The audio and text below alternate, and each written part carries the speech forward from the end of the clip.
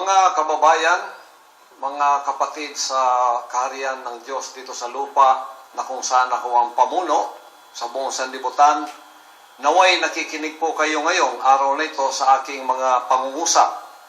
Sapagkat dumating po sa akin ang balita at pinakita sa akin ng video ni Cristina Angeles doon sa Amerika sa kanyang trial na siya ang may kaso ng child sex abuse.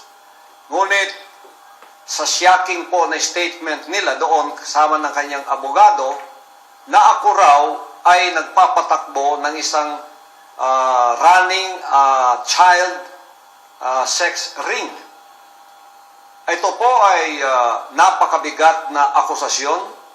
Marami pong akusasyon na tinanggap ko sa buhay ko. Pinalampas ko, ngunit sa tamang panahon, nakita ninyo na walang katotohanan ang lahat. Ngunit ito pong akusasyong ito ay mabigat. Kaya't hindi ko po palalampasin ang mga statements ni Cristina Angeles na former ay isang kingdom worker na pinadala sa Hawaii. At ngayon ay gumagawa ng isang pangungusap o statements against sa aking pagkatao. Sasabihin ko po sa inyo, ako po ay hindi mahilig magpahiya ng tao sapagkat ako'y appointed son. Nililigtas ko ang tao kung gaano man siya kasama. Kung gaano man po ang kanyang ginawa, yan po ang ministry ng appointed son. Nagpapasan ng kasalanan ng iba. Pero ito pong statement na to na ginawa ni Cristina Angeles, hindi ko mapapalampas dahil marami po akong membro sa buong sanlibutan at hindi ko po hahayaang mapahamak ang kanilang mga pag-iisip na akala nila o ang iba akala nila, lalo na yung mga bago o yung mga nasa labas na televiewers ko, baka akala nila ito ay totoo. Sasabihin ko po sa inyo, ang bawat worker dito sa kingdom ay meron po silang documented life. Maganda man o masama man ang kanilang ginagawa o may kasalanan man, dokumentado po yan. Itong blue envelope na to, ito po ay pangalan ni Cristina Angeles. Bilang isang manggagawa, documented po ang kanyang buhay dito sa kaharian.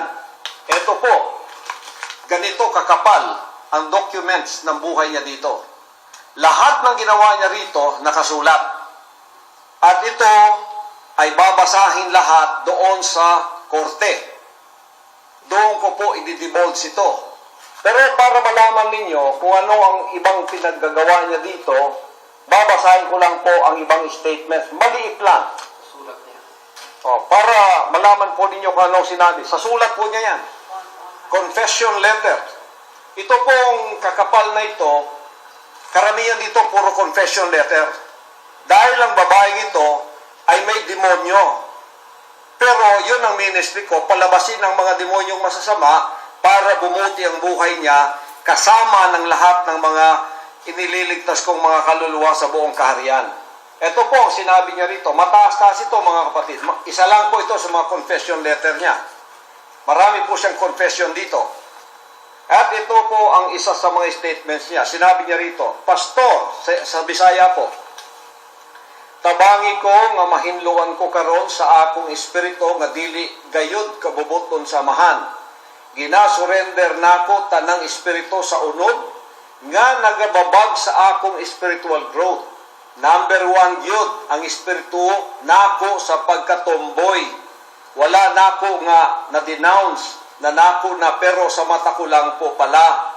Niya gihapon ni diay sa kuwang sulod, nagalublog uban pa sa tanan nakong espiritu sa pagkatawhanon, pagkabakakon, pagiging selfish, pagkalain, sa uban, pagiging antisocial, pagkamudi, pagkamaldita, ug walay pakialam. Confession niya, daghan pa diri kung kinsa ang mga babae nga na-involved na ay mga minor nga iyang i-abuse diri sa sulod sa gingharian. Kini internal problem sa kingdom kay siya o sa ka-worker. Tungod kay iya manang gipagawas, ako na hinuon ang sad-an nga gustong muluwas niya, gibaligtad ko niya just to save her own skin in a way, gilimbungan niya ang mga Amerikano dito, mga prosecutors, dili na ko ni palampason. Bisan nagaluwas kong tao, pero luwason na ko ang tibok kalibutan, kayawa naman ni siya, ang iyang mga statements, ako'y gibalikan, ako ning iyag-iyag ang iyang pagkatao kung kinsa siya diri sa sulod sa gingharian.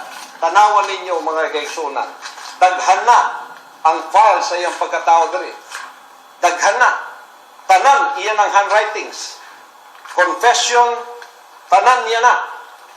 Ipasaylo siya diri, dalhon siya dito sa rehabilitation center namo sa Glory Mountain, tapos pasayloon na pod until ang administrator namo diya sa Hawaii, hanggang yung administrator namin dyan sa Hawaii, Sister Pilina Salinas, took counsel of her at sinabi sa akin, and she told me, sinabi niya, Pastor, I will take care of her. She might change there in Hawaii because that's a changed atmosphere. I said, I am in doubt, but may the Father bless you. Baka, sabi ko, baka gawin na naman niya doon, hindi ako sure. Pero, bigyan natin chance. Pumunta doon. Yan, kinuha ng isang administrator dahil sa kanyang awa sa kanya. Ginawa na naman niya doon. Meron na namang nagreklamo doon na isang member na bata na inabuse na naman niya. Ngayon, nandyan sa korte, ako pa yung binalikan niya. Mga kapatid, isa lang po yan. Ito pa, marami pa yan. Handwriting mo lahat ito. Kung nakikinig ka na nakikita niyo yan. Litrato niya yan nung pag-apply niya dito bilang kingdom worker. She was 18 years old. Nandito yan. And then, nagpasimula noon because the kingdom is kind. I am kind. We treat everyone as a family. What she did was an abuse of my kindness. Pinag-iisa-isa niya dito yung mga babae, hindi namin alam, tomboy pala siya. Then, mahuhuli siya, dadala sa committee. May mga committee hearing po kami dito. Ito pa, yung mga confession na yan. Itatagalog ko po itong binasa ko sa Bisaya para malaman ninyo. Sinabi niya dito, Pastor,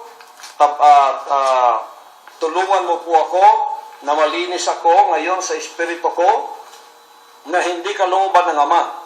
Sinusurrender ko na po ang lahat ng espiritu ko sa laman na humaharang sa aking spiritual growth. Number 1, ang espiritu ko po sa pagkatomboy. Akala ko na denounced ko na, yun pala sa mata lang, hindi po pala.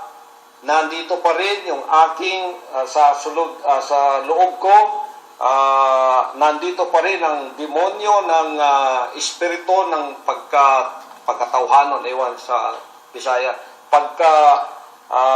pagkasinungaling, pagiging selfish, madaling masaktan, magiging antisocial, may pagkamudi, may pagkamaldita at walang pakialam. Isa lang yan sa mga confession niya dito. Marami pa yan. Nandyan pa yan, oh. Marami pa yan dito. Puro handwriting ni Cristina Angeles yan. Sa committee hearing, mga kapatid, inamin niyang muli na siya ay isang certified tomboy na maraming karelasyon dito. May sex ring dito, pero sa kanyang sex ring. At ito'y malalaman natin sa korte. Then, ito namang mga news sa Hawaii, ang dami-dami lang dapat na i-broadcast, yung pang walang kinalaman sa kaso niya, sa pagka-trial hearing pala niya yon noong isang araw, para patotohanan ng mga nag-accuse na totoo yung ginawa nila, bakit sa akin itinapon? That is irrelevant. That has nothing to do with the case. Pagkatapos ako pa ang dinamay ninyo, lumitaw ang ulo ninyo ngayon. Bibigyan ako ng hustisya ng Ama sapagkat papanagutin ko kayong lahat sa nangyaring ito. Now, I vehemently deny the totally fabricated and false accusation that I am running a child sex ring. I am so angry about this. The accusation does not only violate my person, but the whole kingdom ministry which I lead. And this accusation is not only for me, but for the whole 7 million kingdom nation that I lead. And I have been faithful to the Almighty Father for all of these years. Pagkatapos ikaw lang na babae ka ang papatulan ko?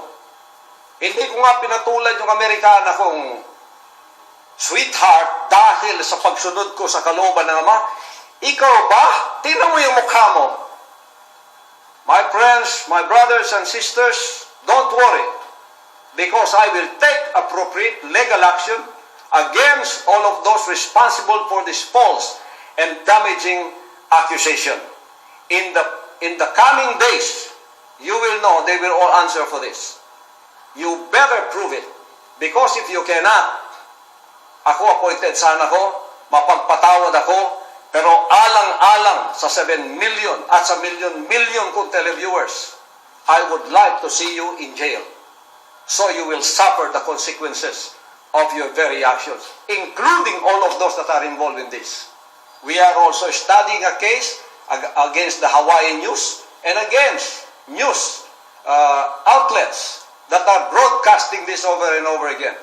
I am warning all of you not to take this lightly, because from now on, I will be observing all of those actions against me, my person, and the kingdom nation. Wala akong palalampasin na ganito kabigat na mga akusasyon na hindi ko kayo haharapin. We have legal team now that is being formed to face all of you. Ikaw, Tina, naawa ko sa iyo, matagal ng panahon, noong nag-worker ka, napakasalawahan ng buhay mo, napakawalang yan ang buhay mo, pinatatawad kita upang ikaw ay magkaroon ng magandang buhay. Pero hindi mo ako pinasalamatan, pinatawad ka, humingi ka ng tawad, nag-commit ka, ginawa mo na naman, naawa sa iyo ang administrator natin, Sister Ing Felina Salinas dyan, binalikan mo pa, nung nagmi-ministry ka, may ginawa ka na naman kalokohan dyan, pagkatapos dinamay mo pa ang ating administrator dyan, na naaawa sa iyo. Ano kang klaseng demonyo? Ano kang klaseng pagkatao? Hindi ko alam kung sino ka na ngayon. Pinasukan ka ng demonyo dahil ayaw mo talagang magbago. Inuulit-ulit mo yung mga kasalanan mo. Ngayon, hindi na kita palalampasin dito. Sapagkat dinamay mo ako, dinamay mo ang buong kaharian. Kaya pa, panagutin kita sa ginawa mo. Ito yung buhay mo dito. Cristina Angeles, ito yung folder ng buhay mo dito. At ito yung sariling handwriting ng mga confession mo kung sino ka dito. Kaya yun po, mga kapatid at mga kababayan, tandaan po ninyo, in the coming days, I will see all of these people in court. Because my legal team is now ready to file the legal actions against them. And against anyone who will malign me and my kingdom ministry in the whole world. Kahit sino pa kayo. Haharapin ko kayo at patutuhanan ninyo ang lahat ng ginagawa ninyong akusasyon sa akin. Kung hindi, I am very kind, but I would like to see you in jail so I will get the justice for what you have done against me and my person and the kingdom ministry. Yun lang po.